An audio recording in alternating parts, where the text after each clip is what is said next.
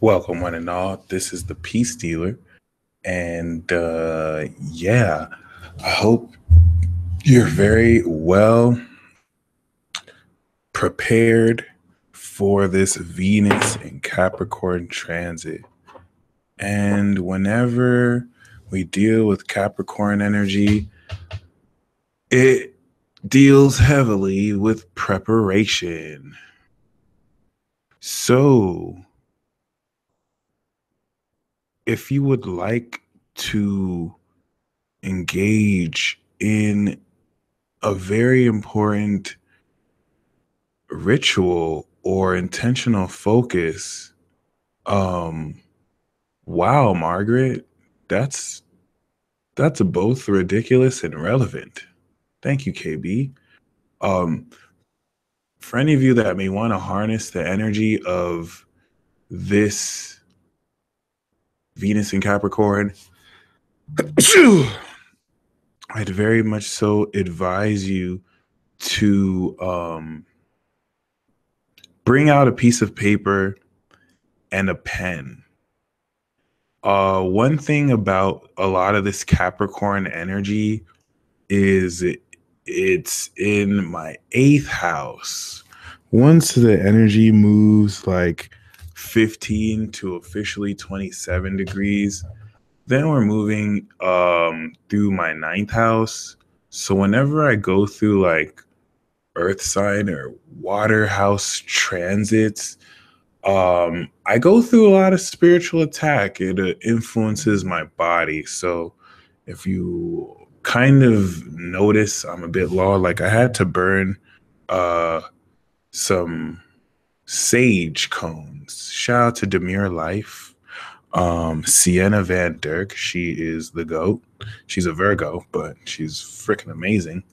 And yeah, cop some merch from her every month. She sends like stones. I got this egg from the Psychic Eye bookshop actually, but she sends like stones, sage cones, sage. I didn't realize how much it's helped me combat a lot of this. So yeah, once again, if you feel like my energy is low, it's because I'm going through an eighth house transit. So like I'm dealing with a lot of psychic projections that I'm a lot more aware of and have to deal with. I'm not the only one going through this, so if you're a mutable sign, this is like your daily. But anyway, when it comes to this, what you want to do is the reason why we're doing this now is you want to write this down as I kind of give you this transit.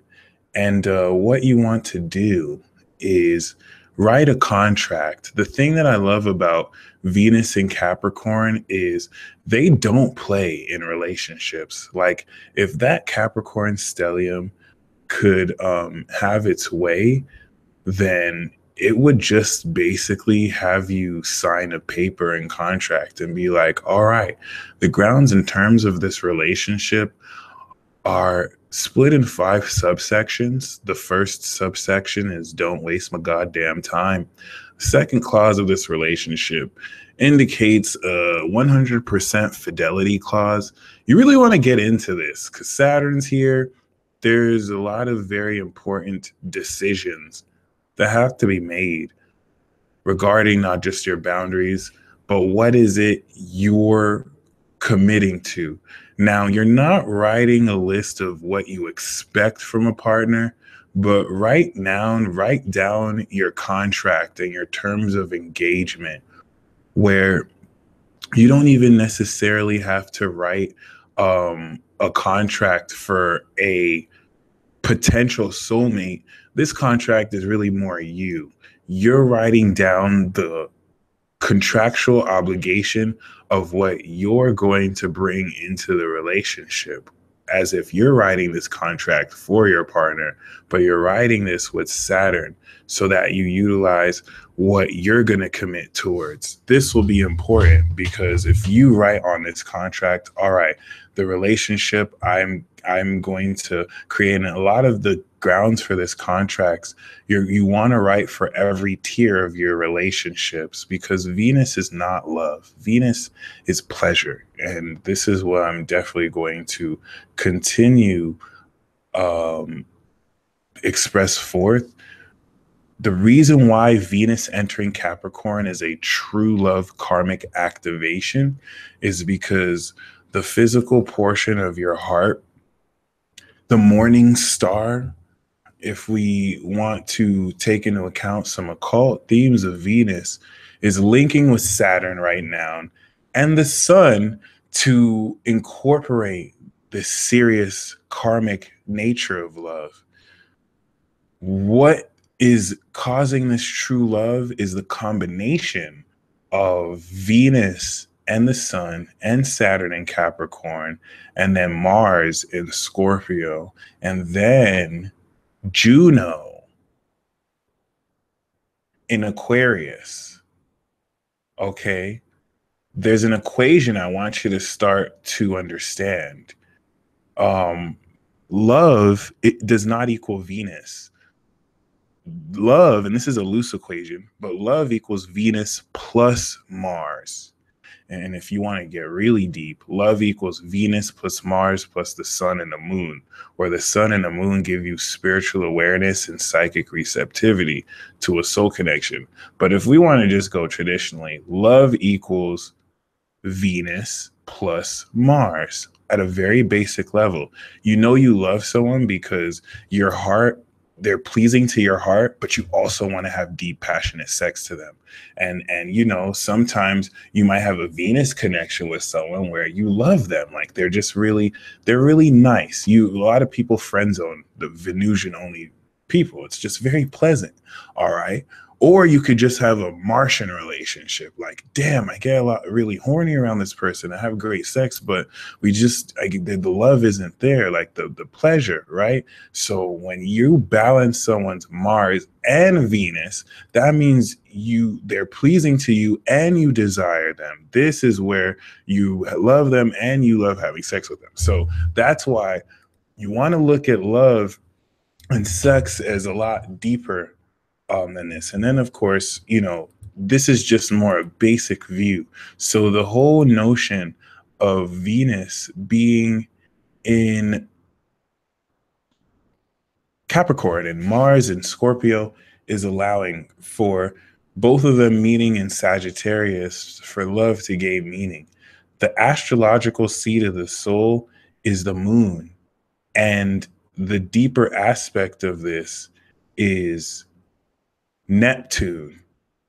So because Pluto is in Capricorn, this is what is activating this true love karma, to where there right now is a complete reset.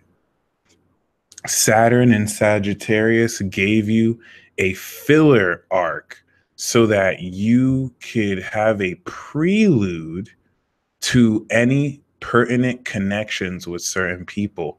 If you have Capricorn, Pisces, or Aquarius energy, some of you have been picking up on soulmate potential from the future, and you are picking up on what was going on in your main canon of your life, but you were still in the filler arc. So you were trying to make stuff happen while Saturn was not positively aspecting the spiritual realm connect Neptune. Now that it's sextiling, it's going to finally put into motion a whole lot of this, especially for those of you who are connecting with twin flames, representing not only the most karma you've had, but also representing the other portion of your soul. Okay. And the reason why I have to mention soulmates and twin flames, you know what I'm saying? Regardless of, you know, just keeping in mind, like the way you're going to manifest this soulmate twin flame relationship is actually by focusing on a whole lot of what you're doing. And by the way, you know, the whole notion of this being a dream realm and your dream realm being reality, it's really more so speaking of that other world that's converging with this world. So I'm going to be talking about love, not because of Venus, but because of the configuration of the planets. Regardless of if you're obsessed with being in a relationship, or if you don't think about love at all, you're going to find yourself like in very significant relationship. Every single person in the world is going to find themselves in a very significant relationship that's going to change their life forever, because the relationship karma is literally resetting. So some of you may have found that you've beefed with a soulmate or a twin flame. In fact, the whole notion of just and you know that person's your soulmate, especially you know that person's your twin flame, because it's just like, oh, I don't even want to deal with this. Forget love. Some of you have just been so jaded. You're stepping into this like, oh, I don't need love. Love is just a distraction. I don't need this. This is just useless, because you know you're getting on your ego, and that's cool. But whatever has happened in the past is gone. It's done. Like, the universe is hitting the reset button. The universe is like, oh, you see all that beef you had? You see all that good stuff you have? It's clear, because that was the filler. Some of you guys had to get your beef done through the filler. So the filler arc was when you kind of like showed each other your ugly sides, or you probably had to deal with your own hangups. A lot of this had to do with projections. And moving forward, the reset button is being pressed. It's literally like Pluto is going to completely shave clear. And there's significance to this because the moon is in Aries right now, squaring Venus. When Venus and Saturn were 0 degrees, the moon shifted 0 degrees. So this is just reset the karma. You may have people who you have been in love with mutually, or even you've mutually been hating or beefing, you know what I'm saying? It's going to reset. And Pluto brings with it a depth and seriousness with Saturn to events. Saturn on Pluto is karma is so serious now. And it's like all that petty crap, all that insignificant drama, it's just going to die, because it's like, well, hey, you know, and I hate to be extreme, but this is Saturn and Pluto. It's like you either resolve your karma with certain relationships or die. Now, what's bringing in the advanced nature of this relationship is Juno on the South Node. So if love is Mars plus Venus, then love in relationships is Mars plus Venus plus Juno. And Juno's in Aquarius on the South Node. Okay, Pluto. There's a lot of you, especially if you're part of the New Age generation. Those of you who are Pluto Scorpio and above, and even those who aren't, you know, for those of you on the twin flame journey, which I have to speak of more prevalently, because we're in a twin flame portal right now with the eclipse. The solar eclipse we're having in Aquarius and a lunar eclipse is one of the final twin flame portals that's opening, because for 6 years it had to come in installments, where we had that eclipse when the North Node was in Libra, right? The North Node in Libra eclipse from Aries to Libra is what kind of majorly brought in during the filler this twin flame portal. Now that the South Node is in Aquarius and the North Node is in Leo, this is what's allowing the final connect of certain things to come into form and motion. And I was talking with a ascended master earlier, and one thing that she was reminding me was, you know, use the force, not your phone. A lot of you have been forced to connect outside of twin flames or soulmates to your spiritual higher mind. So for those of you who are closed off, all right, if you're listening to this message right now, you have a twin flame. You have a soulmate. I don't want to give you the impression that, you know what I'm saying, twin flames are different than soulmates. But if you're watching this right now, you are connecting in a twin flame or with a twin flame. All right.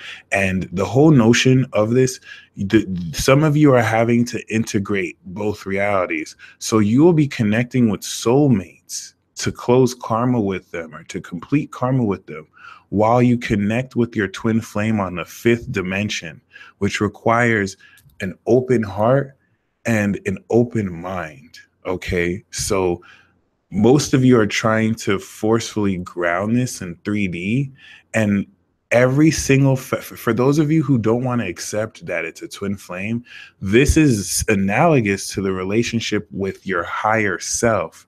So the whole notion of having to connect with 5D, like the universe is like, no, no, no, no, no. The purpose of this relationship is to develop your psychic skills, telepathy, dream recall, everything to do with this twin flame relationship is everything to bring you inside yourself so that you're in a position to work, because they mirror stuff you have to work on within yourself. Once you show yourself the energy, the love, and the focus, your twin flame is going to come directly to you. Like every single part of this divine union is 100% orchestrated.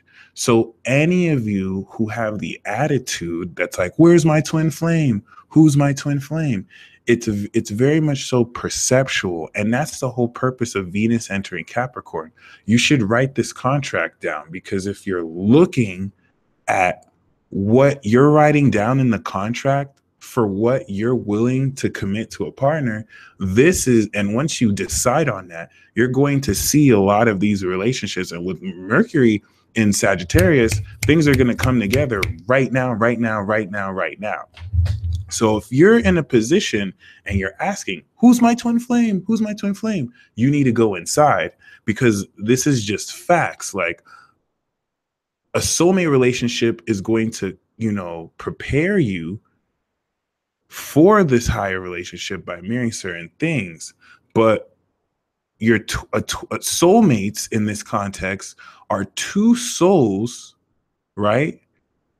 Jason White, Geminis feel like your twin flame because all Geminis are twin flames. So when certain people are ready for twin flame relationships, the universe will send them a Gemini, because we have the masculine and feminine. So the reason why, like every single Gemini that I've like related with will acknowledge, oh, you're my twin flame. Oh, you're my twin flame. Because it's just, for Gemini and Gemini, it's literally just like so fluid.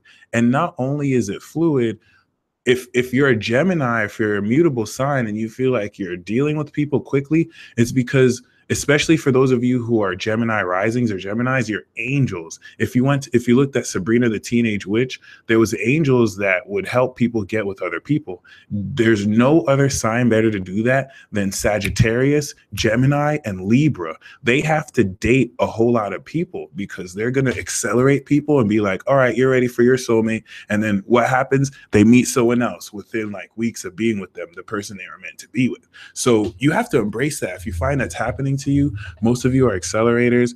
And that's not to say that you're not going to attract your true soulmate, but two soulmates are going to have souls that connect to each other. Souls that have contractually come into this world to actually connect and fulfill a certain purpose. And this is where Aquarius comes in. This Aquarius eclipse is establishing the connection you have with one-on-one with people, and then Aquarius is connecting the network and grid to where you know every single soulmate you have, which one of your family members are your soulmates, which one of your new friends are your soulmates. That's why I'm saying, in order to really embrace this true love, you need to really step away from romance, because once Venus goes into Pisces, then you have to get romantic. But we're in the business portion. It's like, this is what we're going to do in this part of the relationship. This is what we're going to do in this part of the relationship. Not an expectation, but what you are going to bring to the table. This is why people who have Venus in Capricorn, they don't waste it. They don't want you to waste their time, because they're going to give you their greatest. And so they're going to hold out until they know who they're willing to give that to. And it really speaks to what you're committing to, ready to get loyal to getting to business. So a twin flame is your soul. A twin flame is your soul. The reason why you can meet a twin flame and you don't recognize each other at first is because the whole purpose of reuniting with your twin flame is to really bypass your ego blocks and understand your soul. If you don't know who your twin flame is, that means you don't know who your soul is. Because once you truly understand your soul, you're going to understand who your twin flame is. Your soul's going to recognize it and you'll feel it. It's not a mental connection, it's a soul connection. And we've been taught to identify with our ego. The way that we are in this society and culture has too much of a predominance on aesthetics about how things look. So twin flames have been screwing your world up because they're forcing you to look deeper, to where if you're looking on the outside, if you're looking with the ego, you're not going to recognize each other. But every time you work and make development on your soul, this is what they mirror with their soul. This is why you literally you literally don't want to obsess or focus so much on the other person, because that's going to repel them away. And then you feel, oh, that person's not my twin, oh, that person's not my soulmate. But it's like the whole notion of you connecting like as such is to work on the same connection you have within you. And this is why, for those of you who are Pluto Scorpio, if you're born after 82, okay, um, you're not going to manifest this relationship conventionally. All right. Now, everyone has a twin flame. So whether you're not, everyone's twin flame is incarnated here, but everyone has a twin flame. And this is why, if you're trying to manifest the twin flame relationship here in 3D, then what you really want is a soulmate.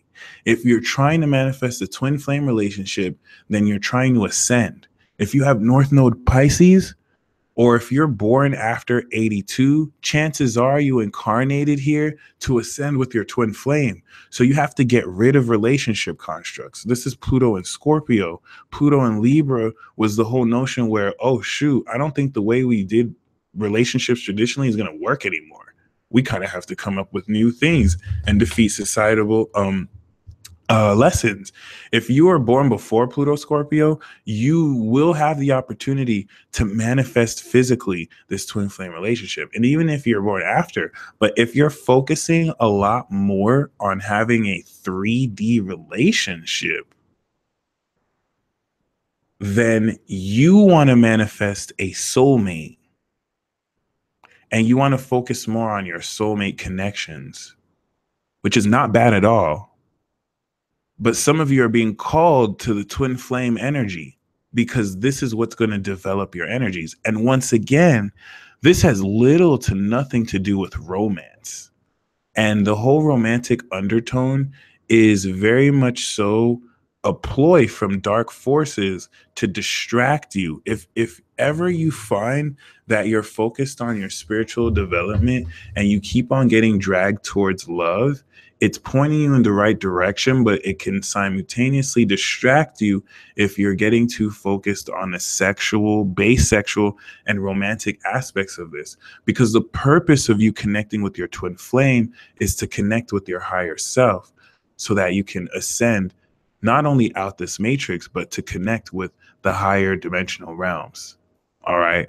Once again, the reason why this is twin flame connections has everything to do with the divine partnerships that are being established.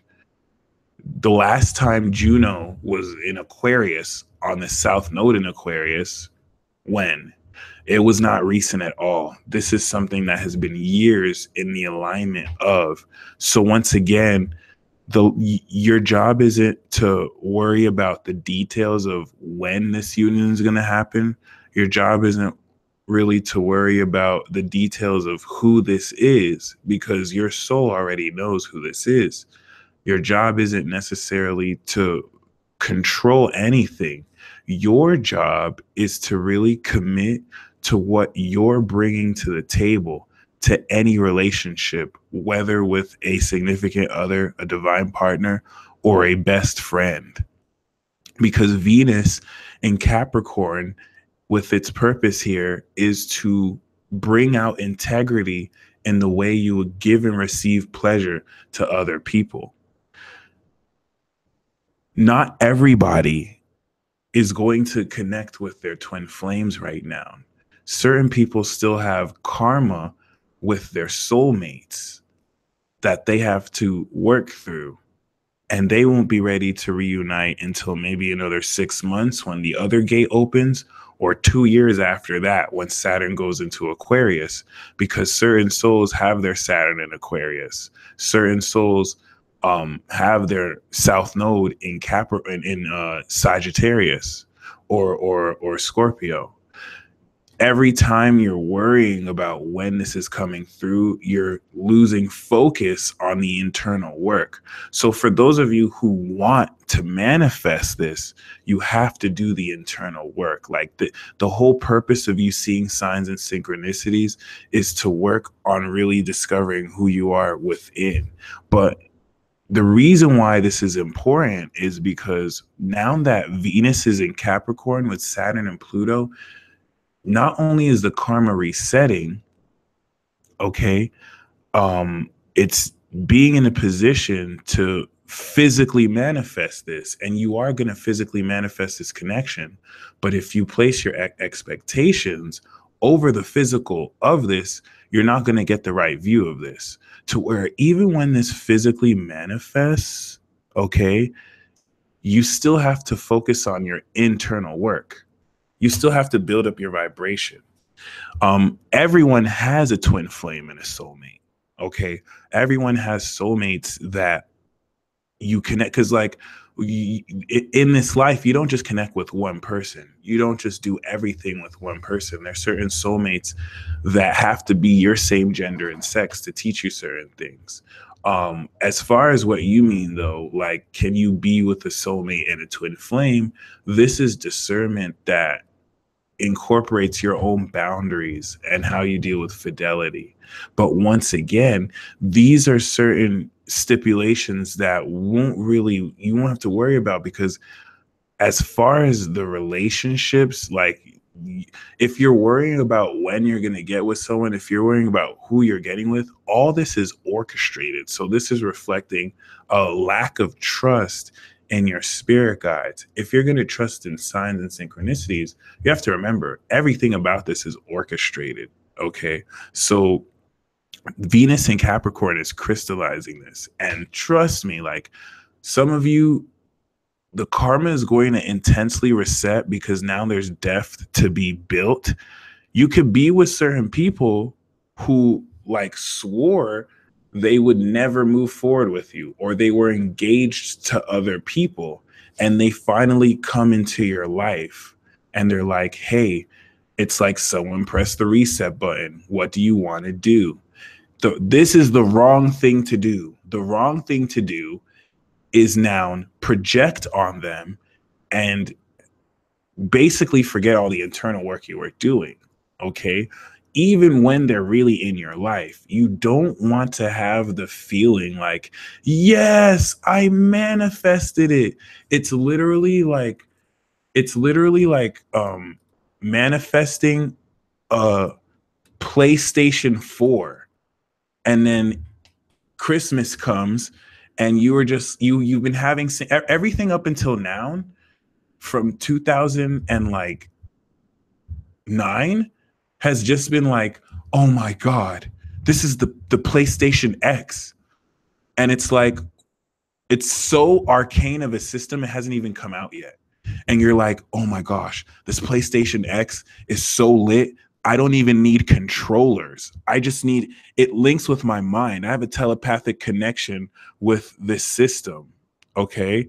And it's literally speaking of you being in a position to you've been having signs, you've been seeing that, like, oh my gosh, like I'm going to get this game. I'm going to get this system.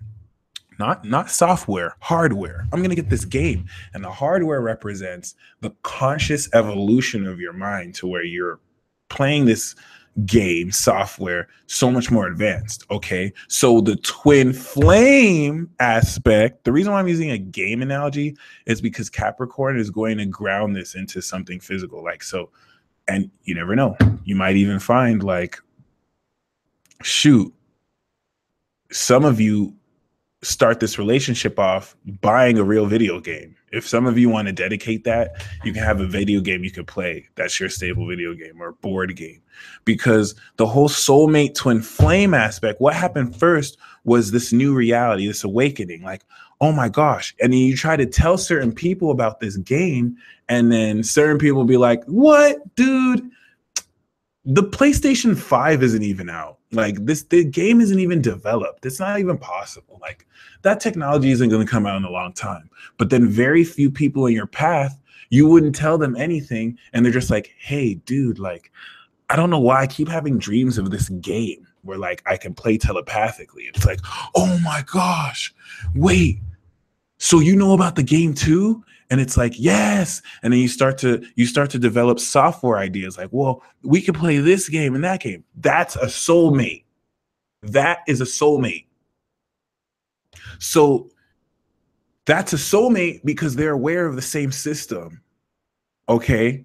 And you're able to, they're not the exact same system. You're able, like, there's certain things that are a little bit different with their perspective than yours, but it's indicating something. Jumanji, by the way, Shati, Jumanji is actually a twin flame story and construct that bridges in different generations. But once again, you've been having signs after 2012 now. Once you stepped into 2011, 2012, you've been having signs like, holy crap, not only is there a new video game that's coming out or system, but there's this specific person who plays the second player or the first player. Like they're linked into that console. Right. And since it's telepathic, it's the cool thing about the console is that no one can play your game. It's like you can link it to your brain so that it will only respond to your mind. But then you realize, wait, this person is able to control it with their mind too, because they're actually the other part of the game. That's your twin flame. So that's an analogy to let you know who the difference. And it's crazy because some of you are trying to get a PS2 or a PS3, and Robbie, it's more common that you probably haven't met them or you've only met them in dreams, because it's this social media age that's going to smash traditional relationship constructs.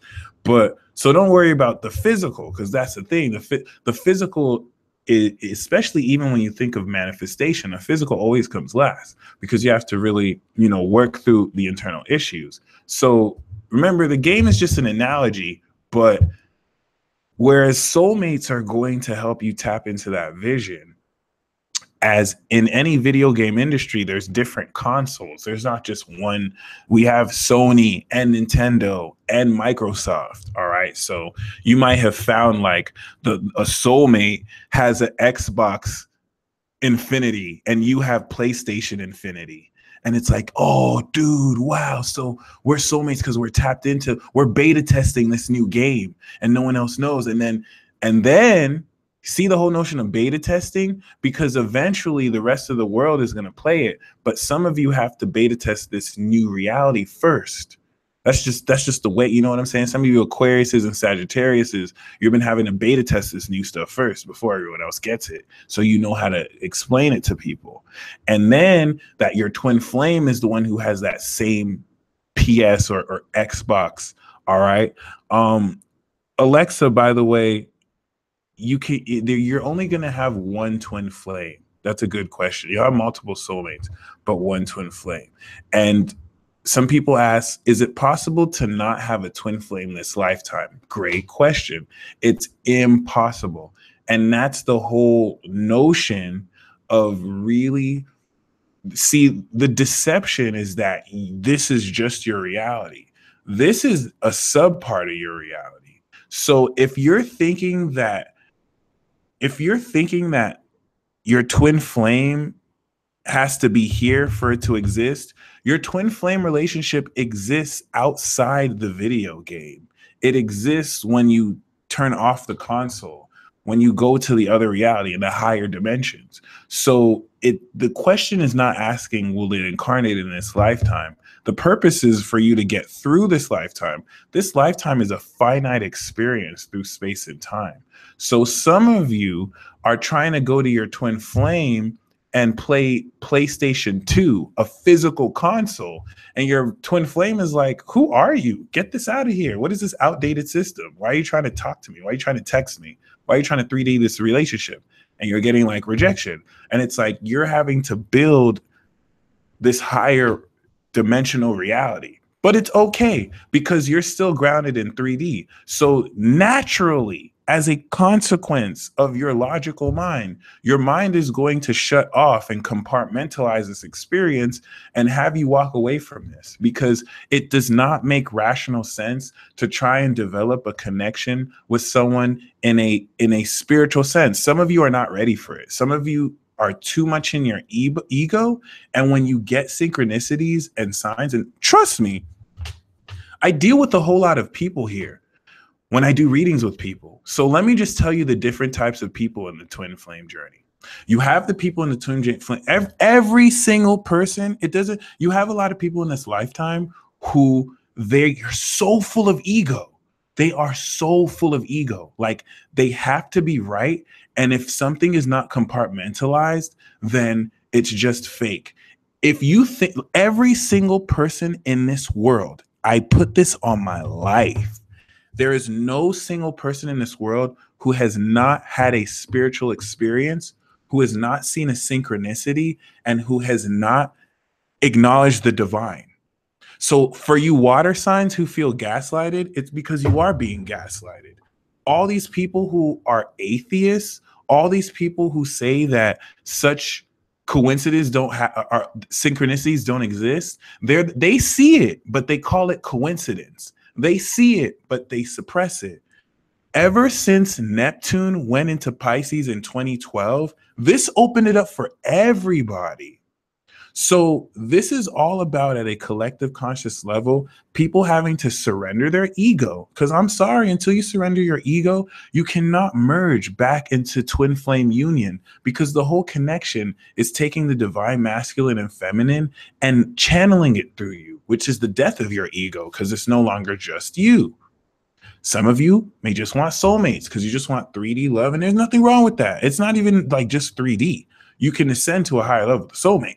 But some of you are getting called to twin flame. So these are the different people who deal with the twin flame energy. Once you have separation, or once you kind of go through difficulty, okay, so what happens initially are you have everyone that projects. So everything that you can't accept, and everything that I'm saying, I myself have been every stage, and not just stage, every kind of archetype.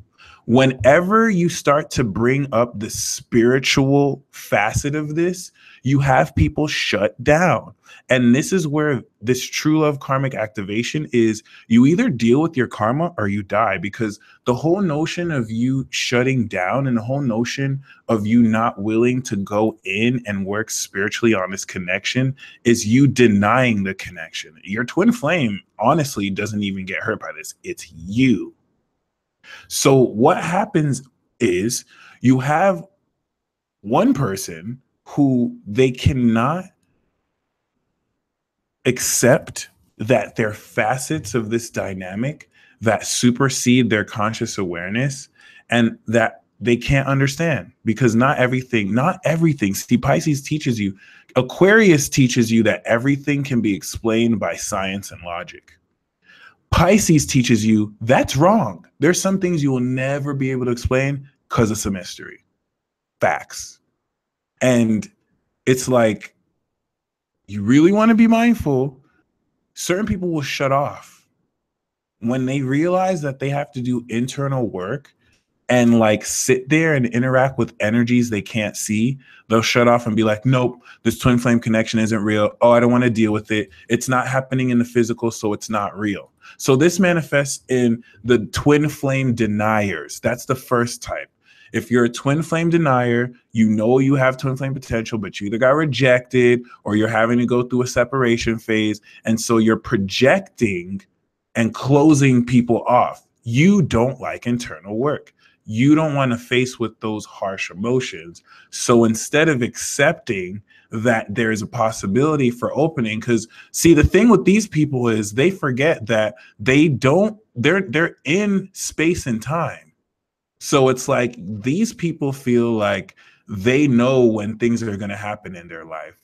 And if this doesn't happen this way, then it's just never going to happen at all, which is really just internally a desperate cry for help in their heart so someone can acknowledge them and someone can accept them. So as long as you keep on denying that you have this twin flame connection, and the way I know is you still receive signs. Once again, for those of you who you don't have to just say twin flame, because this is your higher self. What's really happening is your higher self is reaching out to you through people, through circumstances. And it's like, are you going to still get caught in this lower world? Because there's a new world that's once again coming into form. And in this new world, it's going to incorporate how you think, how you engage with these higher energies. It's not something that you could be saved in. It's not something anyone's going to do with you. It's a conscious decision to vibrate at a higher frequency that if you limit your mind by certain limiting beliefs, you're going to just screw yourself out of. Because guess what? Your twin flame can chill with your higher self.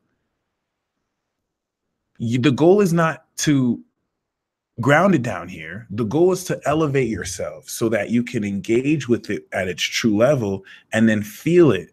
When you have connected with your twin flame, you have peace in your heart because it exists outside of you. So you're connecting with their soul. They are your soul. And when you have this peace, that's what's going to align you internally. This is what's going to manifest the relationship. So when they manifest, if you don't focus on that inner peace and you focus on them, you're not giving them energy for them to be drawn to. And then they're going to run away because instead of holding your inner space.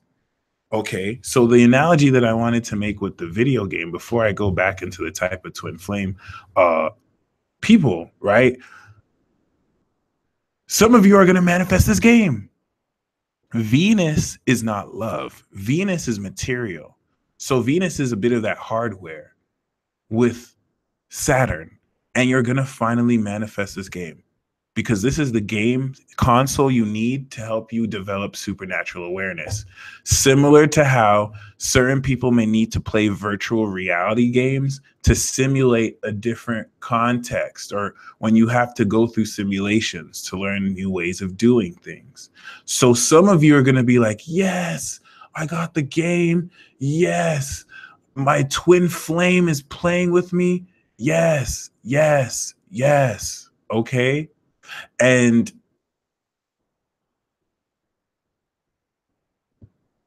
that's the worst attitude ever because you just got the game. And now's not the time to celebrate because now you have to choose what game you're going to play. There's a whole process of compromise. All right, what software are we going to boot into this hardware system we share? And then actually beating the game, because each game represents a program that as you beat, you complete karma. So the real challenge starts once you manifest them. If it's a twin flame, once you manifest your twin flame, it's just going to be like, oh. And trust me, for some of you, this is going to happen for more of you in existing relationships. For those of you who are with certain soulmates, once again, this twin flame relationship is the relationship between your higher selves. So you've both worked on each other individually to where this true love activates, and then the twin flame connection awakens in you and awakens in your partner. So for a lot of you in existing relationships, this week and next week, you're going to be looking at your partner with new eyes. It's like, because you've evolved, now you're both experiencing the evolution of each other. Okay. So once again, you have the twin flame denier. And then the next type of person is the twin flame projector. This is the person that refuses to accept that what you hate in someone else is what you don't like within yourself. And this kind of has a bit to do with the denier, because both of you are the same soul. So some of you, there's a lot of people who feel someone is their twin flame that it really isn't, because they look at an egoic sense and they feel like just because they have powerful feelings with someone that that's their twin flame, when there's certain special synchronicities that key you in. The way you'll know if if you're confused, see, if you haven't had signs, or if you're just confused if someone's your twin flame, if you're just not sure, they're not your twin flame. If maybe if you think they're your twin flame because you feel like, oh, I feel like I've never felt at all with this person, that's not your twin flame. Maybe that's a soulmate or a karmic partner who has to teach you how to control more of this energy, but that's not a twin flame. Like, you know who your twin flame is. It's something that's really private. Okay. So, the twin flame projector is not going to acknowledge that their twin flame is their same soul, and everything that they may be projecting or feeling like the twin flame is doing that's bad, they project back on them. So the twin flame projectors are usually the ones that are like, oh, my twin is a dark twin, my twin is a narcissist, my twin is evil, my twin is bad. But if you were actually, in some cases, to like ask that person if they're your twin, they'd probably be like, no, I don't know this person, or no, I don't even feel at all like I never, it was never mutual. You know what I'm saying? Or it just has much to do with indicating a great level of not necessarily accepting certain facets. So that's not to say that certain people you deal with aren't narcissists or aren't necessarily negative, but this is going to indicate the projecting influence, to where you have to be mindful of what's being projected at you and see why it's eliciting certain reactions. Then you have the twin flame runner or stalker, and really or chaser, who is going to, not, instead of doing the internal work, goes externally. All right. So anyway, regardless, for those of you who are in the dark, once again, just go inside, go deep, for real. If this at this point is still just like a Zen cone, if you don't know what it means to go inside or to go deep, then just ask the universe and just let go of you even having a twin flame. Like, when I say twin flame, I don't want you to think of a physical person. I want you to think of your own soul. Remember that. Whenever I say twin flame, I don't want you to think of a person that you're going to live happily ever after with and have a romantic connection with. Juno is on the South Node in Aquarius. So every single person watching this is going to connect with their twin flame. This week and next week, you're going to have an encounter with your twin flame. And some of you aren't going to know how to feel about it, because you've been expecting to meet your twin flame and for them to sweep you off your feet and for them to just be like, hey, let's get married. And Venus is on Pluto and Saturn in Capricorn. So everything about this twin flame relationship is going to be devoid of feelings and romance. It's going to be very serious. It's going to have everything to do with your purpose. You're going to know this is your twin flame because it's going to be aligned 100% with the work you're meant to do. So it's going to catch some of you off guard. You're going to be like, wait, but I don't feel anything romantic toward this person. Is this my twin flame? You have no idea what twin flames are all about. And I can't blame you, because there's so much disinformation when it comes to what the twin flame relationship really is. Some of you, you're going to find your twin flames are not even like, you know what I'm saying? Like, some of you may be looking for a soulmate. Some of you have already been introduced to your twin flame, but you're looking for a soulmate. Maybe your twin flame is someone of your same gender. Maybe your twin flame is like a family member, and you feel, you can acknowledge that, but you were expecting something romantic, and that's why you're confused. So that's why I'm saying, if you want to know who your twin flame is, go inside. What is your mission? What is your soul? If you're confused, you need to go inside. You don't know who you are. If you know who you are, then you're going to recognize your twin when you see them, because you know who they are. It's as simple as that. And on top of that, if you're in a position where your twin flame is running, it's because you're chasing them. If your twin flame can't run from you if you're not chasing them. So if your twin flame is running, you still have to go inside, and they're going to chase you, because once you do the internal work, that's going to allow you, see, you're going to still get energy because you vibrate at the same connection, and you're supposed to take that in so that you know how to work on yourself once again. So remember, the more you kind of deal, what the twin flame does indirectly is it forces you to bring up emotions within yourself, because whenever you deal with this energy, you start to feel deep things. And this is not so that you project that feeling towards them, it's so that you work on it. Okay. And once again, um, this is what will really keep that in mind precisely. All right. Interestingly enough, as far as readiness, you can never be ready. And what's going to determine, even when most of these relationships manifest, you're going to be having to do things that both of you aren't ready for. You don't connect with your twin flame or soulmate because you're ready. That's a lie. You don't get ready to do something and then you connect on this level. You connect because it's time to work on that purpose. And it's through the relationship that they're going to gain balance, because that's the whole purpose of the yin yang. Once again, um, I love specializing in compatibility, but don't think I'm a fan of twin flame, twin flame, twin flame, twin flame. I have to talk about this because this is like a huge deal. A lot of people are suppressing it. There's a lot of people who have too much ego. There's a lot, because everything about the twin flame connection is killing your ego. And to even speak about it's humbling, because it can make certain people look crazy. A lot of people don't want to look crazy. A lot of people care more about aesthetics and how they look than really going deep in their soul and dealing with these extra dimensional emotions. So that's what's delaying a whole lot. And this is where you're going to find blocks. It's not, if you're thinking about it romantically, that's why you're blocked. You need to look at this objectively, to where it's like there's someone in your life who vibrates with this soul mission very powerfully. And you don't have to worry about being right or wrong, because the more internal, if you're worried, then that means you need to go do more internal work. Because what will happen is there will be mutual acceptance.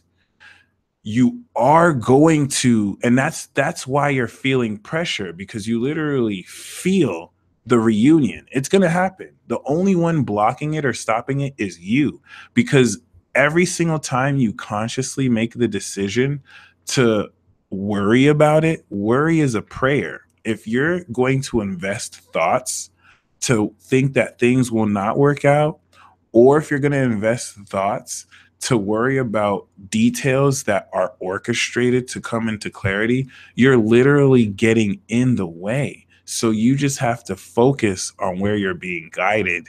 And Juno, the goddess of marriage and relationships and unions, is on the south node. So this is going to bring this together through a friend or a mutual friend, like organically.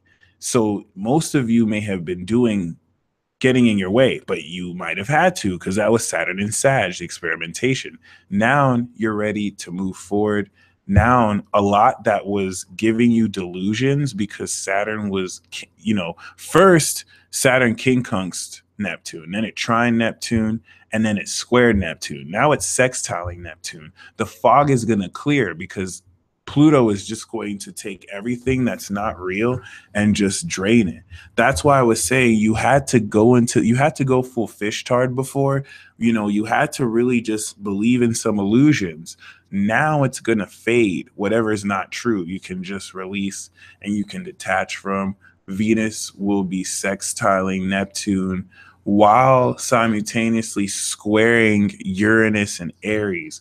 And this is what's going to force begin something very rapidly to where you just have to be ready. Okay. The key with Capricorn is to stay ready. Trust me when I say, trust me, because if we look at this, if we even put this in context,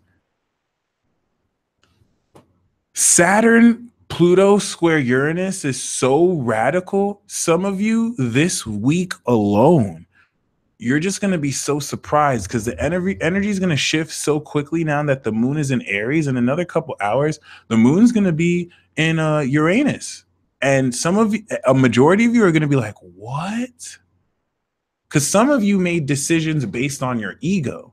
Some of you are with people right now that you don't have an emotional attraction to that deeply, but you didn't want to wait out for that deep connection because it's not easy. So you got with a soulmate, or you got with someone for security. You got with someone because you didn't want to be lonely, and you don't feel any authentic love towards it. In fact, some of you have had signs telling you, nope, you have to get with that other person. But you try and get with that other person, and it's like you're blocked because it wasn't time yet. So you're going to see with Pluto, Venus, Saturn, if you're in relationships that you weren't supposed to be, they're just going to crumble.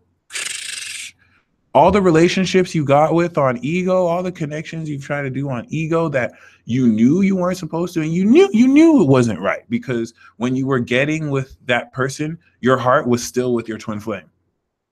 But you got so desensitized. I don't believe in twin flames. It's not real. It's not happening. And it's like, it wasn't supposed to happen back then. Like, you were still developing, you were still coming into the awareness that these synchronicities were legit. It's not until now that you're starting to trust them like ever before. So don't worry. There's nothing you have to do, because you're going to see those relationships literally crumble. Things that could have built for years because you didn't have trust in spirit. Well, it's like, and you'll know because you've been having signs like leave, leave, leave, leave, leave. Some of you have been dealing with people, and it's like you feel bad for cheating on your partner, but it's like, no, you're not cheating. Like, the person that you feel you're cheating on is your real partner. That's why you have the signs. That's why you feel that connection. There are people who you're with, though, all right, that are your twin flame. So this does not apply to everyone in relationships. I'm just talking to us, and because this isn't also going to apply romantically. You're going to have certain friendships that are going to crumble. You're going to have certain work obligations that are just not going to work, because now you're resetting. Remember, if we just got rid of the old filler arc, this is now the activation on the main arc. And it's just like Heidi said, you're cheating on yourself. So make sure you're not engaged in karma that you're not supposed to, habits that you're not supposed to feed into. And just like I said, love is Venus plus Mars.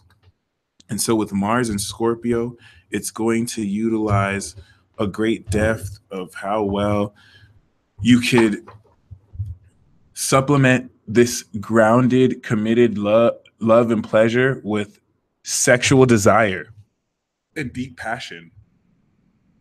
As such, make sure you join me tomorrow when I go live for the Mars webinar.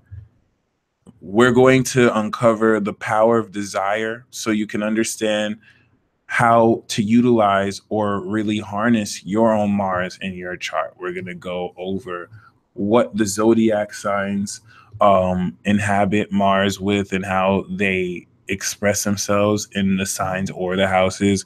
And we're also going to look into the significance of how Mars interacts in synastry and also with aspects through transits. So make sure you join me. We'll do a bit of a Mars initiation too, like the Venus webinar. And yeah, point two, we'll be there. So once again, though, before I go into the Peace Mobile, there's going to be, see, when you sit in space and time, certain things can seem very like unexpected. So trust me when I say, like, this Venus Capricorn transit has been years in the making. Remember when Venus was in Aries and I was saying Venus was slapping angels left and right, it's because it was preparing for Capricorn, as now it's going to establish unions based on the shared karma, not based on any romance, not based on what you both desire. This is why, in a lot of cases, I want you to think the way a lot of relationships are going to establish, even for those of you in existing relationships, you might find you get into a little bit of a fight that kind of uncovers the real core stuff you've been suppressing. Majority, because we live in a fake society that encourages us not to go deep and to stay shallow, majority of relationships are going to feature two people who initially don't get along at first. The universe is going to play like troll, and it's going to pair a Bernie Sanders supporter with a Trump supporter. And it's like, if you're, that's what I'm saying. It's like, if you're looking for the conventional, traditional romance, that's not the type. We're entering a whole new wave of relationships. All right. You might see like a Muslim that's paired up with an Anglo-Saxon wasp, and both of their karma is to work on a project to help orphans. Like, they're both aligned. And so clearly their egos are going to hate each other, because hate, remember, is not real. Your soul's ultimately love. So when that Muslim finds out that a Trump supporter, that person is a Trump supporter, and when the Trump supporter finds out that maybe a Palestinian is a Muslim, it's their egos. It's their egos that are going to say, I cannot like this person. See, you see how off the bat that's serious karma. That's karma from their parents that have taught them to hate each other like that.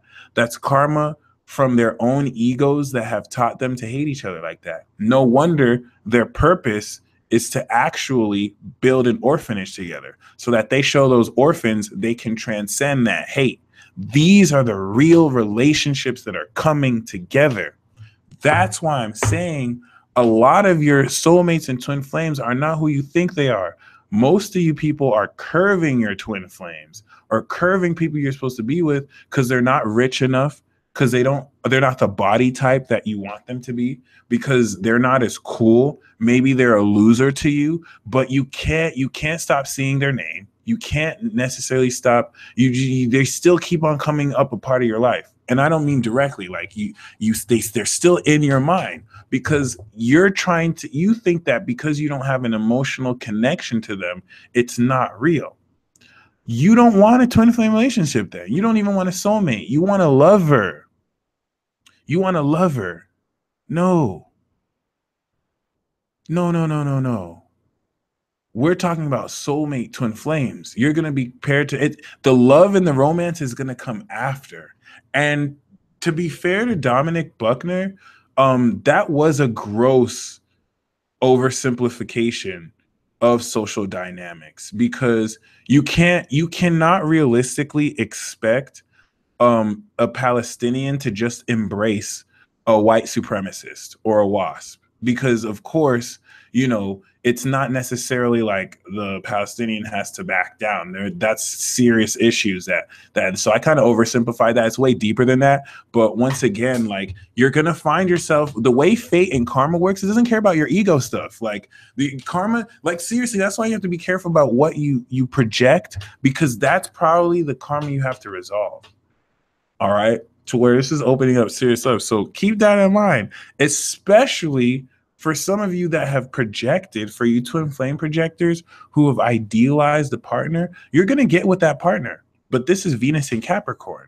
So it's going to definitely, you're going to get with that person and realize, oh, this person isn't at all who I thought they were. They're not at all the pedestal I put them on. Only you can be you. Nothing is wrong with wanting a lover, by the way. If you want a lover, I want a lover. But if you're looking for just attraction and lover, then don't ask for a soulmate relationship. Stop asking the universe for a twin flame. Stop asking the universe for a soulmate.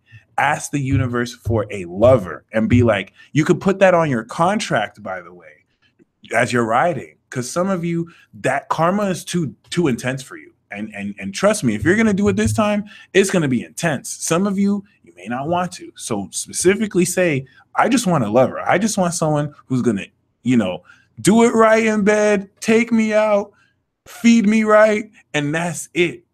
You may not move past certain core issues, but trust me, you'll get what you want. But if you're asking for a soulmate, if you're asking for a twin flame, then this is why you're having challenging karma. So I'm just letting you know that. Like, I'm not, my job isn't to tell you that something is good or bad. My job is just to let you know what it is you're asking for or what it is that's coming in. All right. And now, eventually, people want to make their soulmates or twin flames their lovers, but you have to deal with the karma first. Now, the reason why I'm telling you, don't look for your twin flame, don't look for your soulmate. It's my job to tell you that soulmates and twin flames are going to enter your life, because this is going to illustrate the 6 years of work you've done internally that you're now ready to build your character through relationships. The reason why I'm telling you that twin flames are coming is because you're establishing your true karma. You're back, you're done with the filler, and you're on the main arc. So you're going to go do your purpose. And guess who you're going to meet? Your twin flame. And it's not because you knew it. It's not because you knew it. It's orchestrated. The last thing you have to worry about is the reunion. Like, that's just gonna happen. Everything that was serendipitous in your life, you never saw coming. It just happened. You were focused on your life path. Okay, so once again, you really want to embrace very powerfully your awareness of what you're bringing into any partnerships and what you're bringing into any connections. So for those of you who know who your twin flame is, I invite you to purchase my twin flame reading. It's $11. I'm going to pull an 8-card spread that will pit together your soul purpose and your karmic issues. Sometimes when I pull the twin flame readings, I notice that the soul's purpose have the same major arcana, or like in one reading, I pulled the 4 of swords and the person's twin flame purpose was the Knight of Swords. So it's literally like Sleeping Beauty. Their purposes were aligned. This will just kind of help you know if the person who you think is your twin is, but it's not about that. It's about letting you know what to work on internally.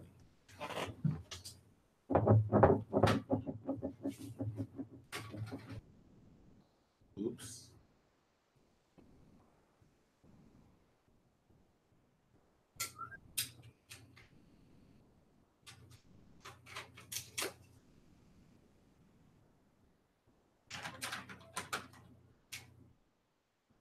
So,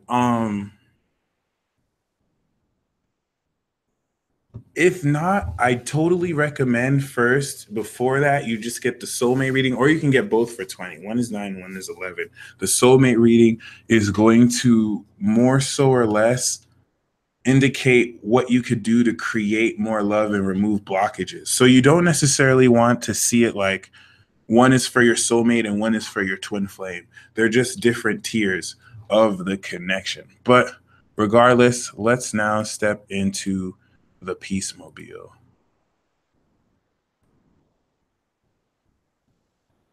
So Venus is in Capricorn right now. It's on Saturn. A lot of your synchronicities that you've been seeing. First of all, we are in the Peace Mobile. This is your host, the Peace Dealer. We are going to move along into the future and see what is to come.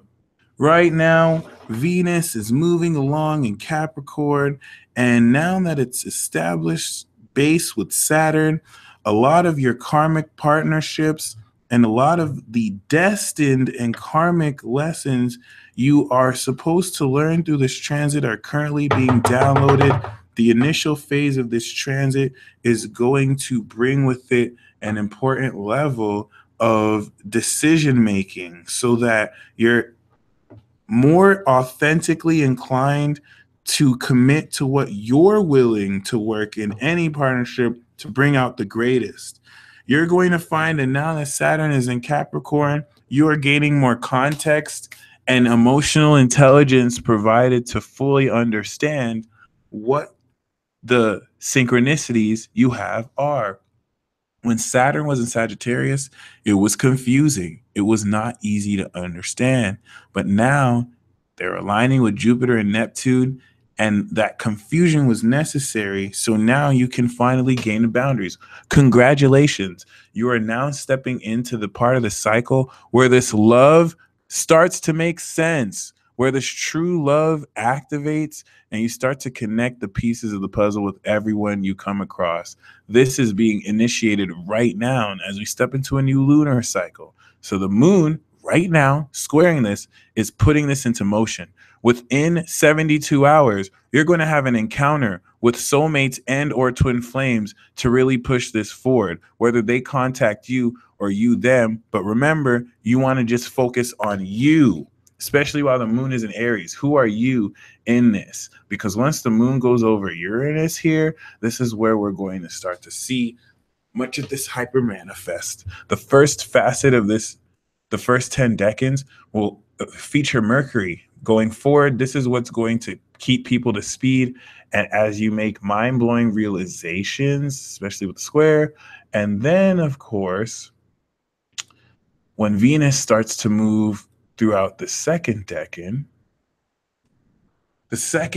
of the transit is what's going to feature the full moon, and then, of course, the initial sextile that we'll start to have as Venus will catch up to Mars.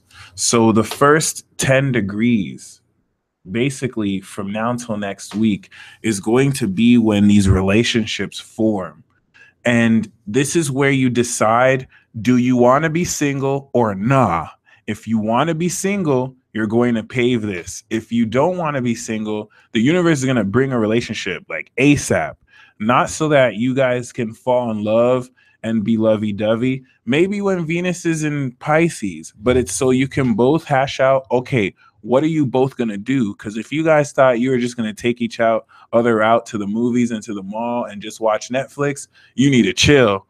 What is it that you're going to do? If you cannot find out what you're going to do with that partner, then they're going to go and then you're going to find someone else until you can establish this. And of course, that's just an example. You obviously, since this is orchestrated, you're going to find you're able to. The next decan of this transit, while this will be traveling with the sun and is ready to conjunct Pluto, is now in the karma and the baggage from the filler arc raising to where you're going to have to really, at a core level, purge and reset a lot of this karma. A lot of the differences, a lot of the arguments, a lot of the miscommunication that you had with certain people or in certain existing relationships are going to be cleared. Some of you may be in relationships where there was infidelity. Some of you may be in relationships where your partner betrayed you or hurt your heart. These things are going to come up this week during the second decade. And that's why I say reset. You're going to move on from it or really heal from it once and for all. Keep that in mind. Okay. Especially once we move to the 11th. If we backtrack, once we have this conjunction here, this is how crazy the transit is. Venus is going to be dancing with Mars on Jupiter, and you're going to find the psychic connection that you share between certain key partners raises in exponential quality. While Mercury is trining this, by the way, which is profound. But I think the fact that the sun is going to be traveling with Venus and Pluto in Capricorn is proof of this physical crystallization of important partnerships to move forward to. This is where it all becomes real. So, you know, and then of course, the 22nd, it'll be in Aquarius, but the 15th is when we start to square this, and when the relationships now start to be set off into motion. Okay. And we end that decan with Mercury also here, but we're going to have this new moon in Capricorn. By the new moon in Capricorn, okay, by the new moon in Capricorn, you will have established the new karma that you're supposed to have with people. For some of you, this could be someone new, but it's definitely going to be with someone who you're destined to move forward with. I don't want to say be with, because this is going to kind of sound like, once again, romantic. This is really more so functional. All right. And that new moon is going to be, this is what this is all leading into, as this is going to now move forward into the eclipse. So if you're single, right, you can't play this game with the universe where it's like, well, no one's coming into my life, and you know what I'm saying, I guess I'm not going to have a partner. That's your own decision. That's your own decision to be single. Like, you can't play that victim game where it's like, oh, well, you know what I'm saying, nobody's coming in, and it's like, damn, I'm not getting wine and dined. And it's like, what? That's why you have to write this contract right now. You know what I'm saying? Like, what is it that you're willing to do? It's literally, Dominic hit the nail on the head. Everyone wants all the positive. It don't work that way. Relationships, let me tell you why you're not going to have that blissful soulmate experience, because people come in with baggage. Some people have been raped. Some people have been molested. Some people have been lied to their entire life. Some people, they're literally refugees from war. Other people, they've had no concept of love their entire life. Some people are just coming from prison. There's karma.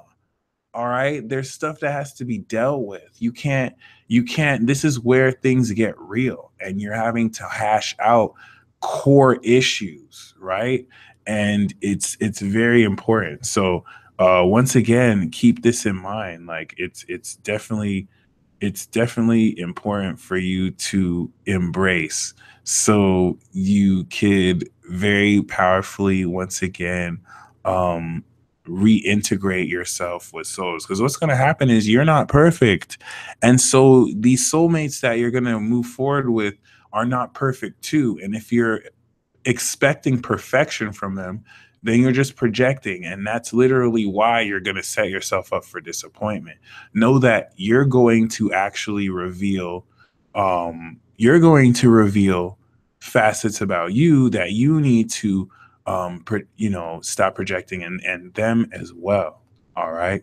So keep that in mind. And yeah, other than that, I'm going to start pulling the cards for the signs before I go to the super chat. Whew. Aries and Scorpio, stay beefing, yo. Stay beefing. So, Aries rising, Aries moon. We have the King of Pentacles. The King of Pentacles is talking about true love. By the way, this true love, this is the card for the true love karmic activation. So everything I pull with my Gemini energy is going to manifest like within 12 to 24 hours. The King of Pentacles is speaking of, for some of you, this could be a Taurus, or, really guiding. The true love activation involves a very wealthy individual, whether wealthy physically or wealthy in mind, because your career goals and your career objectives are very much so linked to this true love. So the more you really focus on your finances, you're definitely going to be connecting with an individual that is in a position to focus more on a practical in life. But I get, for some of you, this is an actual person, okay? The King of Pentacles for you. Taurus moon, Taurus rising. We have the Capricorn card, the Queen of Pentacles. Wow. So for you, Taurus, this is the exact same as Aries. It's just kind of speaking more of you having to deal with this queen energy, where this Queen of Pentacles is going to take what you've already produced and she's going to manage it. All right. She's definitely going to be in a position to nurture it and foster it, which requires you to be focused once again on your financial obligations and what it is you're bringing in. So look to a Capricorn or someone with that energy to really activate this love karma with. So Gemini moon, Gemini rising. We have the star card. So the star card is talking about, if you're a Gemini, you're going to manifest your twin flame relationship this transit, because Venus is in your eighth house. But Gemini, you carry the twin flame vibration. So you're going to experience not only a miracle, but a renewal. Okay. So definitely be very mindful that you may be in a position that incorporates, once again, a greater awareness of such. If you've been waiting to hear on someone, Gemini, this is speaking of communication, clarity, and renewal, to where you finally, like, this is twin flame recognition, to where your twin flame recognizes that you're their twin and you really step into that. So congratulations. Cancer moon, Cancer rising. We have the King of Swords. So far, similar to Aries and Taurus, there's been royal court cards. Aries is connecting with the King of Pentacles. Taurus is connecting with the Queen of Pentacles. Cancer, you're connecting with your eighth house. Aquarius, the King of Swords. This individual is going to, of course, stick their sword deep in. I mean, they're going to really evoke great knowledge and probe your mind, because they could be a little bit like alien, but it's going to really incorporate and balance the differences that you have between the detached but advanced way they have of communicating. You're going to really be influenced greatly by this individual, Cancer. So Leo moon, Leo rising. We have the Four of Wands, and the Four of Wands is indicating great celebration. So, what this Venus and Aries card is going to bless you with is the ability to actually manifest reunion or union.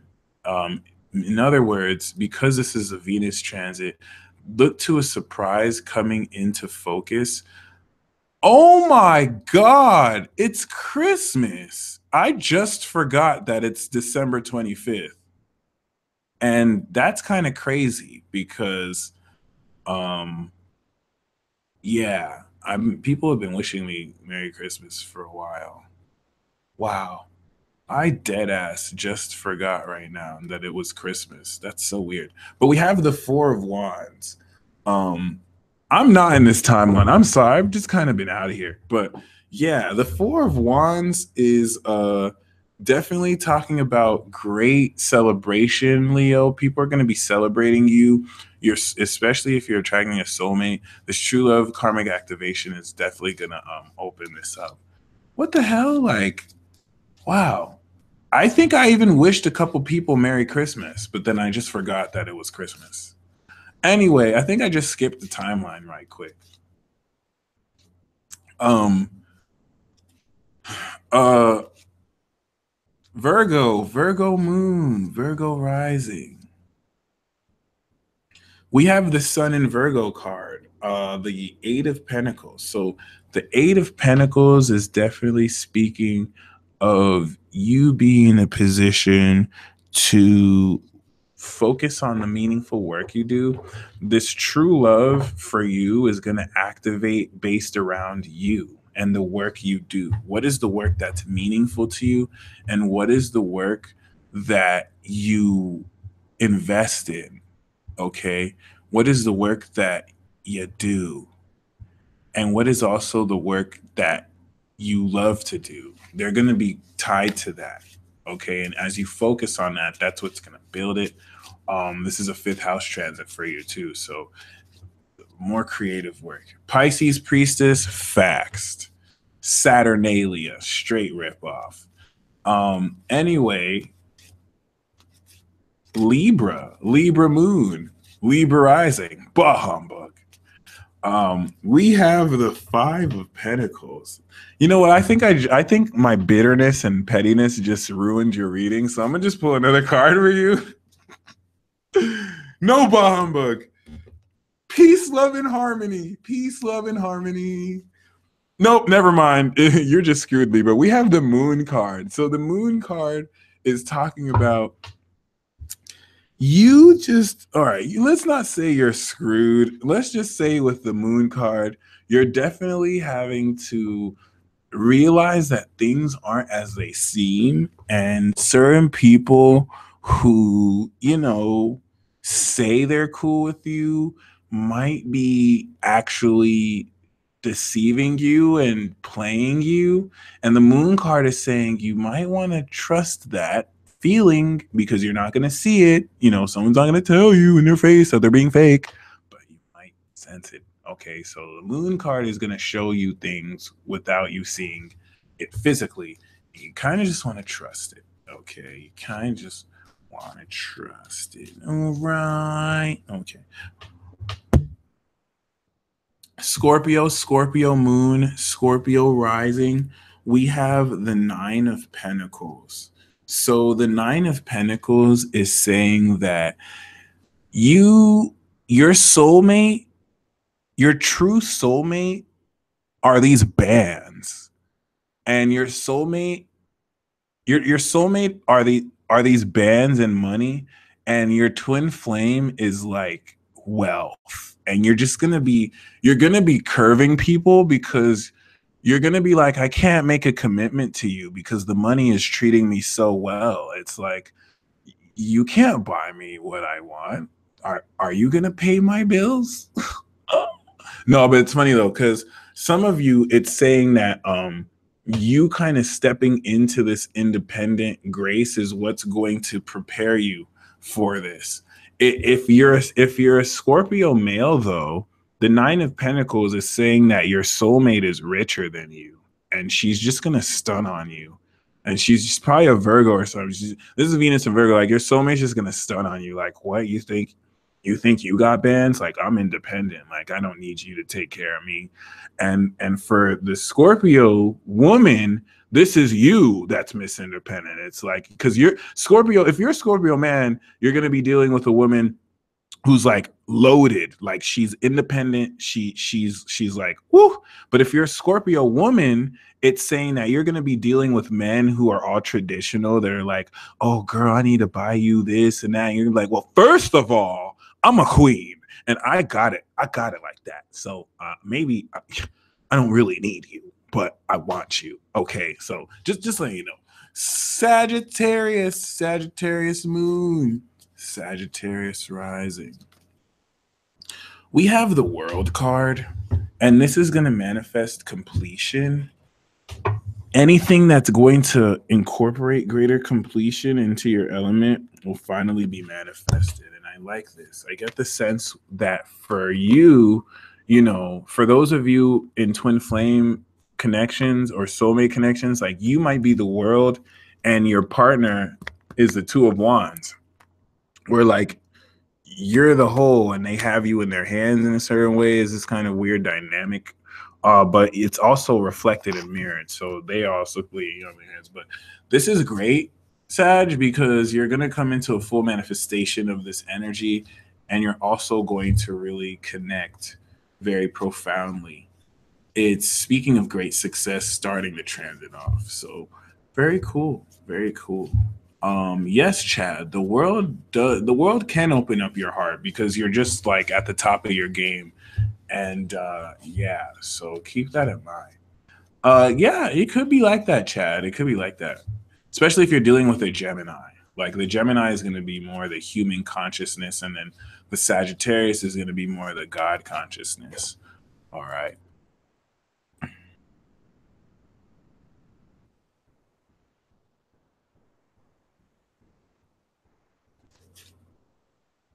Capricorn moon, Capricorn rising. Stop arguing with strangers on the internet 2K18. Damn, what a hashtag. So I got the moon for you before, but now I got the 7 of Cups. So you and Libra are kind of in the same boat, okay? There just seems to be a very weird, there's altered states, and your psychic energy is gonna have to be more rested upon than any logical energy, which makes sense that the most logical cardinal signs have to go full fish tard. And this is going to be hilarious, guys. So if you're all the other zodiac signs, let's like, if you're sun in like every other sign than Libra and Cap, let's just like have a secret group where we just kind of like low key make fun of Capricorn and Libra this week, because like they're going to have to go full fish tard. And those are the only 2 zodiac signs that hate going full fish tard, because Capricorn has to literally like, you know, maintain some control, but they have, you know, the 7 of Cups is speaking of overactive imagination and being mindful of not necessarily being too caught up in altered states. But there's nothing you can do about in either cases. You know, the Libra with the logical energy, you know what I'm saying? Like, you're gonna in both cases want to rationalize this, but there's nothing you can do with this whole Neptunian effect. So, you know, it's, you know, whenever Libra goes full fish tard, they start twitching, and it's like they look almost in despair, because it's like, damn, nothing I'm doing is rational. This doesn't make sense. And then with Capricorn, it's just like Capricorn just stops talking all right together, because it's like almost losing control is beneath them. So you're gonna see them uncomfortable. And I really do, you should laugh at their expense, because it's going to be so funny to see. Like, they're going to bow out of situations because it's like, oh my God, I'm acting like Pisces right now. And yeah, it's going to be so hilarious. So anyway, Aquarius moon, Aquarius rising. The card that we have for you is the Justice card. And the Justice card is speaking of decisions being made. I mean, we have the King of Swords here too. So if anything, you know what I'm saying, you might really just sue your soulmate. I think Aquarius is just gonna take their twin flame or soulmate to court and just be like, oh, you didn't know I was building this case up on you. Or you may get married. Some of you Aquariuses may just drag your soulmate to court and just be like, hey, or maybe they may drag you. You may be like, but I don't want to get married. Either way, this is, I get a contractual obligation, but also a decision.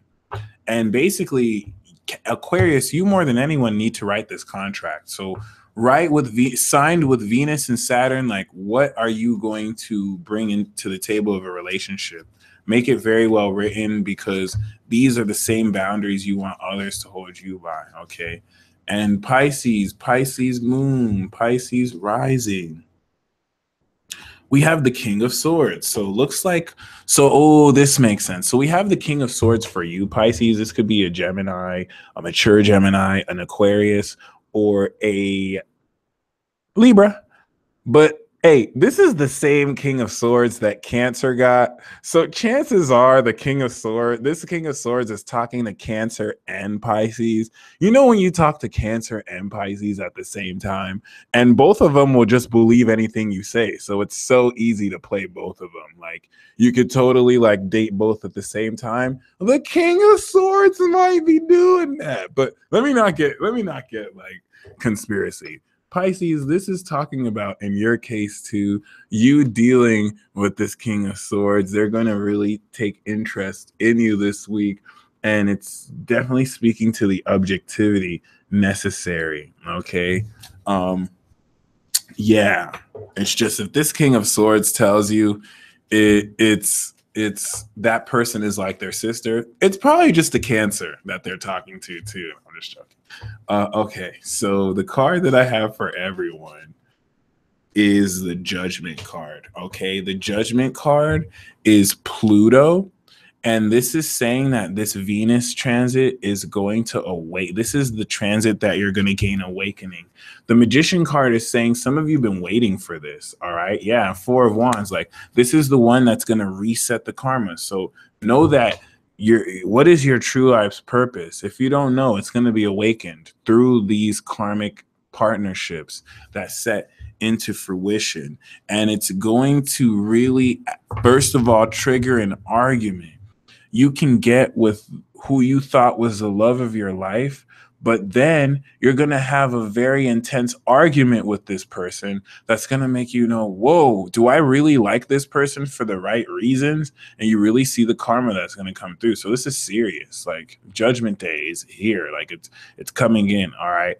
And yeah, I'm now going to pull the super chat.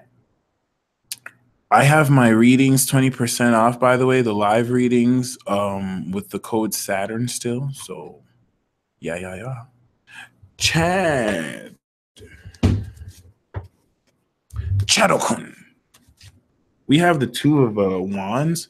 So, I mean, I just got the World card from for Sagittarius. So the World card is basically speaking of you being the one with the world in your hands, and you're going to manifest that world. You're going to manifest the twin flame and connection that completes you. It doesn't even have to be a person. You know what I'm saying? All right, I got you, Alexa. It doesn't necessarily need to be a person, but you're definitely have the world in your hands. And even if your outer world doesn't reflect that, your inner world reflects that. You want to own that because it's legit. Okay. Evangeline. We have the Star card. So you're going to really manifest a miracle for you that fully restores your faith in the divine. And this is recognition with the twin flame that you're going to experience as well. David Rosher, who is Derek to me, also who is Helena. We have the King of Swords. So this is someone who's meant to help you think objectively and also to really encourage you to think more, rationally with your mind. There's someone who can give you professional or legal advice, even if it doesn't seem that way at first. Primary feathers. We have the Eight of Cups. So you really need to walk away from any disappointments and not try and work on them. It's time to walk away from them. Aluna Ash, what's my connection to Lady Portia and Saint Germain? Well, it's so important because Aluna, you asked what's your connection to Lady Portia and Saint Germain, and I got the Three of Cups. So this is you. This is Saint Germain. This is Lady Portia. You're their homie. Now listen, Aluna. They're not you don't have a hierarchy with them. So they're not up there and you're down there.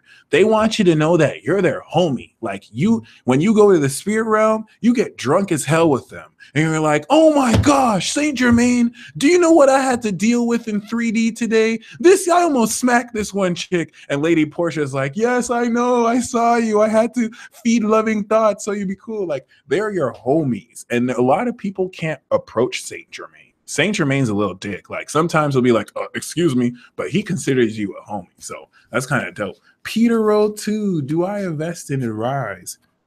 The Death card is saying no, but it could be indicating a transformation, if anything. So just definitely be in mind. If you do invest in Arise, it's going to change your whole situation. All right. Sammy S. Choices in love. Which direction is best? The direction of east, the direction away. Move away from love. Move away from all the choices, because the right choice will go. You're walking away. The right choice will go where you're walking. So just move away from any disappointment, if anything. You don't have to move away from love, but move away from anything that's disappointing. Gara Ochoa, we have the Nine of Pentacles. The Nine of Pentacles is saying your money is about to multiply because of your discipline. So you're definitely going to be in a much more richer financial space. Jazzy Q, we have the King of Swords, indicating that this individual is going to be an objective resource for you to gain the proper advice through their connection. Okay.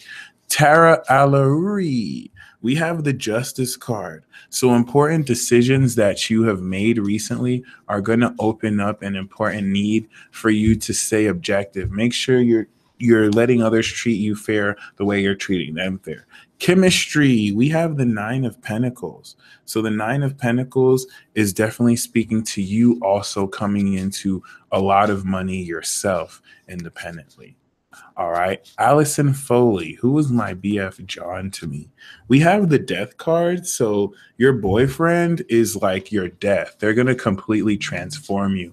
After the relationship, you won't at all just be the same. Quantum vibes. We have the Empress, and the Empress card is speaking of you stepping into wealth and you stepping into a lot of abundance. Rebecca Rezer, we have the World card. So it's very similar to Quantum vibes, but it's really speaking to the completion of you graduating from a lesson. Margaret Motherall, we have the World for you too.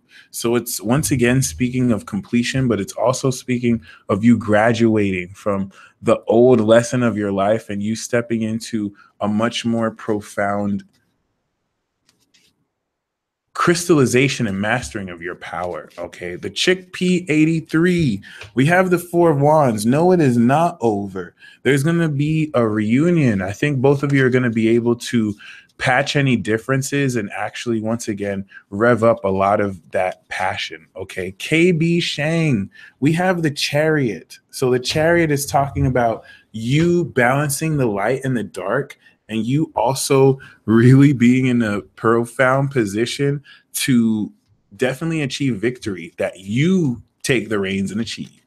Love Goddess, we have the 10 of Pentacles. So you're going to really come into great wealth with you and someone else. That's going to really allow you to gain a lot of important projects moving forward. Moonbay, we have the Three of Cups. So there's going to be a positive development to where chemistry is growing with certain important people, and you're really able to celebrate good news. I think you might be invited to a party too, and something life-changing is going to happen there. Okay. Cameron Diaz, we have the Death card. Is this Gemini guy still worth it? Honestly, the Death card could be saying no, but it's saying that unless there's a complete transformation, then no. I get the sense it's conditional. Okay. If anything. Nika,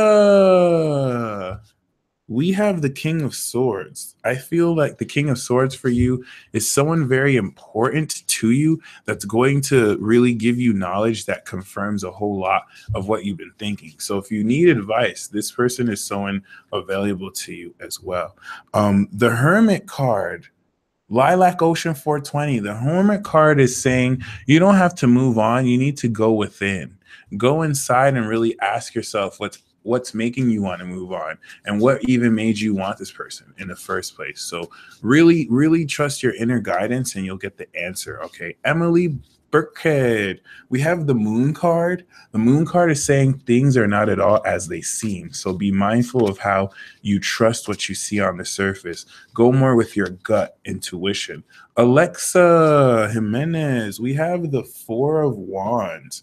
So the Four of Wands is usually going to indicate positive serendipitous news. You're going to find that you're celebrating accomplishments, but this could be a yes to the question that you answered, okay, or asked. It's going to speak of great news you didn't expect, though, that you probably may feel impelled to throw a party with. But this is, a holiday season. So this, if anything, is going to speak of an important plot device occurring in one of those parties. Luna G, we have the Star card. The Star card is going to promise soulmate recognition. Okay. And this soulmate recognition is going to come through with a great renewal of faith in the universe. You're going to be so inspired and happy.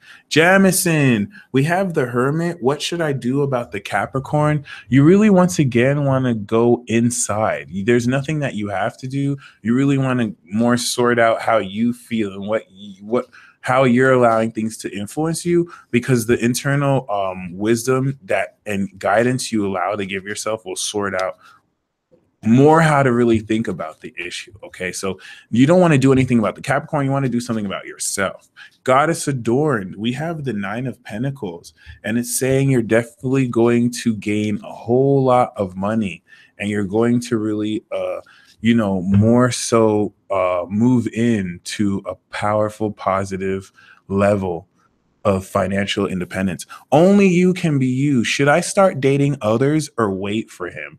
You should never wait for somebody to date you. That's putting your life on hold. If you ever feel if you ever have the question that you should date or wait for others, you should just start dating others. If that person's serious, they will come back. So don't necessarily feel like the emotions have to weigh you back. But the card that I have for you is the Tower.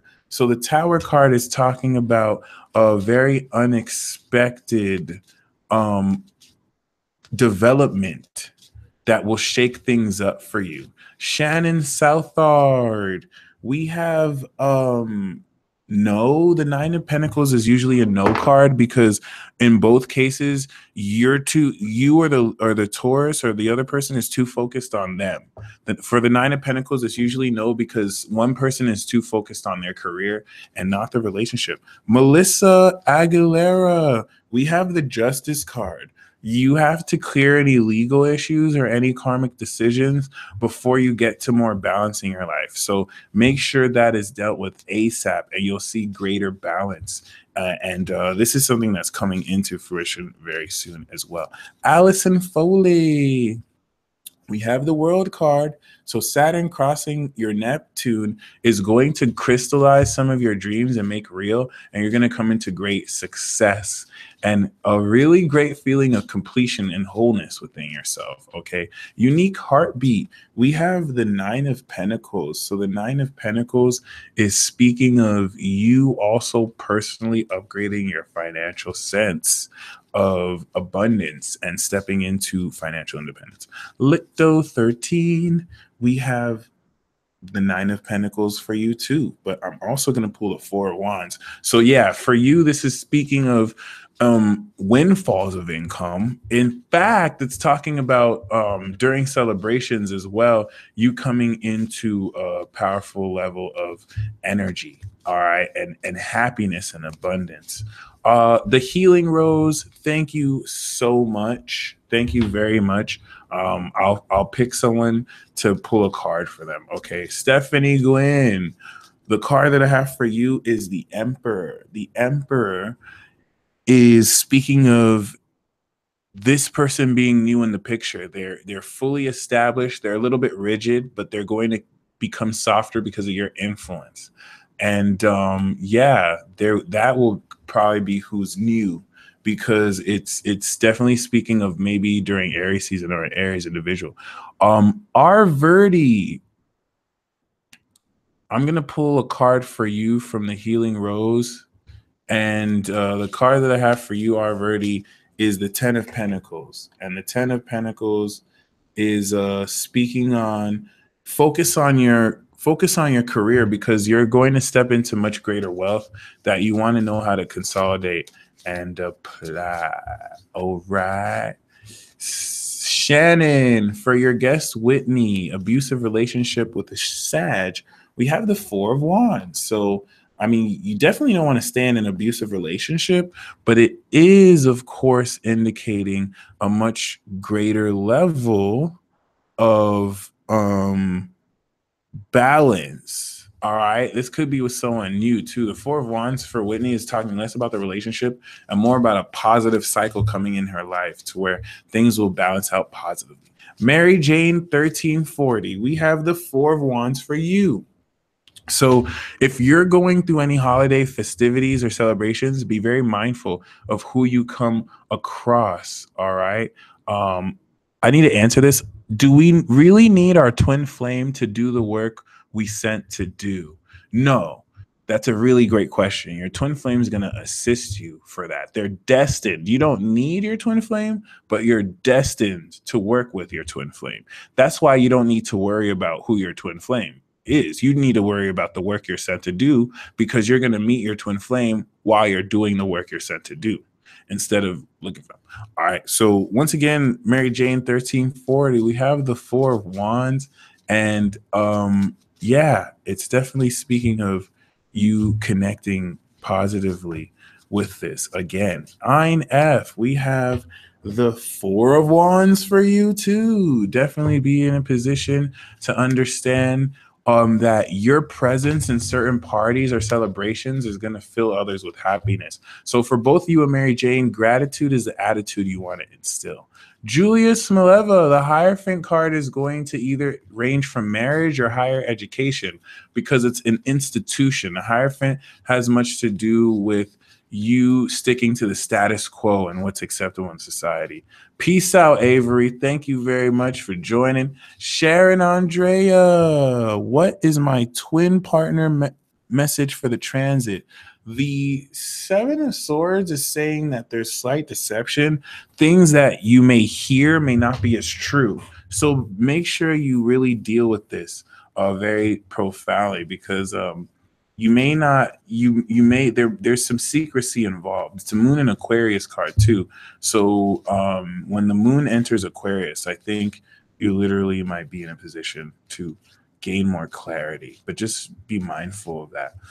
There's some secrecy and shadiness. Super ultraviolet astrology. We have the Page of Wands. So you said twin flame relationship.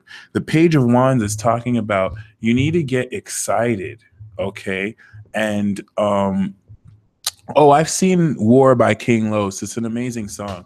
But yeah, you need to get excited because you're gonna gain exciting news that will completely inspire you and get you excited about the twin flame relationship. This is the Page of Wands is like, oh my gosh, this is real. I know what's going on now. It's gonna be really awesome. Okay. Oh, that's awesome, Ein. That's really awesome. Monique Muniz, we have the Seven of Swords for you too. So the Seven of Swords is speaking of you kind of having to deal with something like this. I feel like there could be someone in between both of you.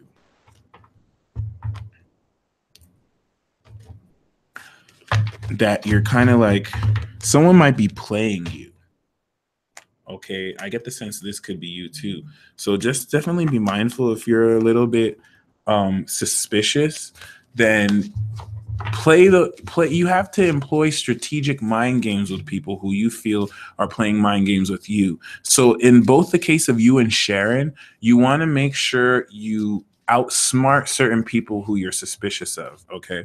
Claire Daniels, we have the King of Swords. Thank you for the donation. The King of Swords is saying there's an Aquarius or someone very intelligent who's going to come straight up to you and they're going to drop so much knowledge on you. It's going to give you an epiphany. They're going to bestow the Ace of Swords on you.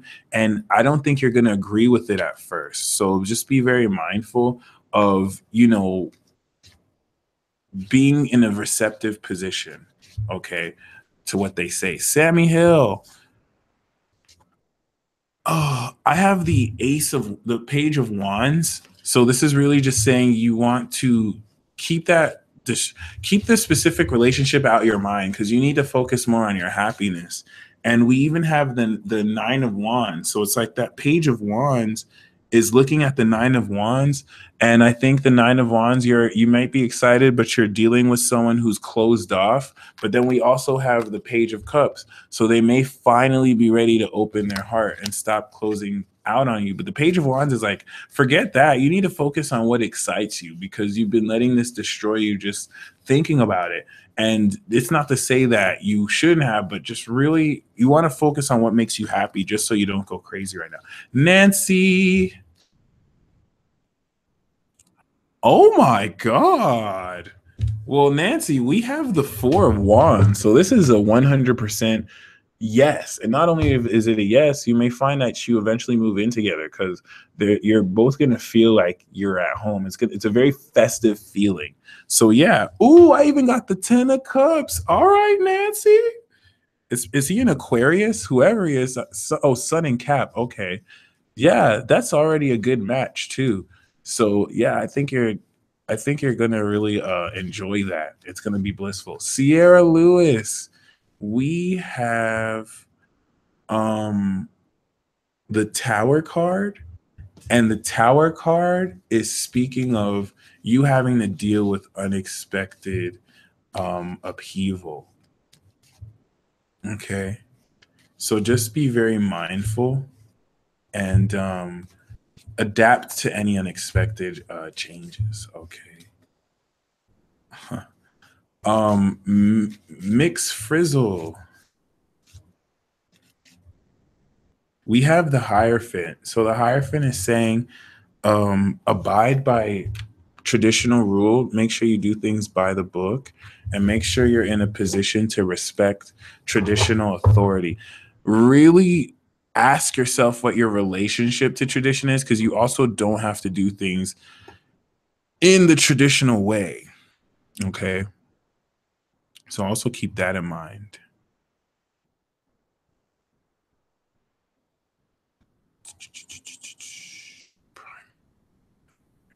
All right. So Khalil Lewis, we have the Hierophant for you. Message: the spirit is teaching you a new religion and a new tradition for you to develop. So as you're kind of stepping into a much different level of this, it's going to open up more order. And mixed frizzle, that makes sense, because you might be a little bit too wild and free. So you need the rigid structure of the Hierophant to organize a lot of what you may not be focusing enough on. Sabina, oops, we have the Sagittarius card, the Knight of Wands. So you want to do the opposite and just kind of move around and be in a position to kind of embrace a lot of that energy. Okay, positively so. Zaria Jordan, we have the Page of Cups for you, which is talking about new love and emotions opening up quite profoundly, okay, in a very positive way that's very soul felt. So embrace infatuation because you're ready for love. KC, we have the Emperor card. This isn't talking about beta testing as much as it's talking about implementing rigid structures in your life. You're having to deal you personally with the divine masculine through him, and you want to see how you can balance that energy, if anything. Okay. Damn, Shannon, how did you know? Okay, Shannon pulled a card for me. I had the Ten of Swords. The card that I have for me is the Seven of Swords. Oh my God. I think someone might be planning and plotting. Oh shit. Yeah. Someone's spying on me, yo. That's kind of crazy. I got this again too. Oh no, that's kind of weird. I'm not even gonna. I don't know what that's about, but I guess I should just be mindful. Gotta. I don't know. It's kind of weird. Oh, the Shab click.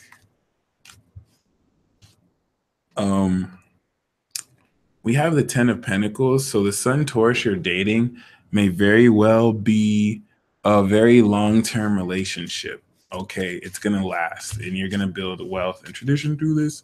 Amanda Jackson, should I focus on love or work? You should totally focus on work over love. But I have a moon in Cap, so I could be biased, but you should totally focus on work. But the card that I have for you is the Queen of Pentacles.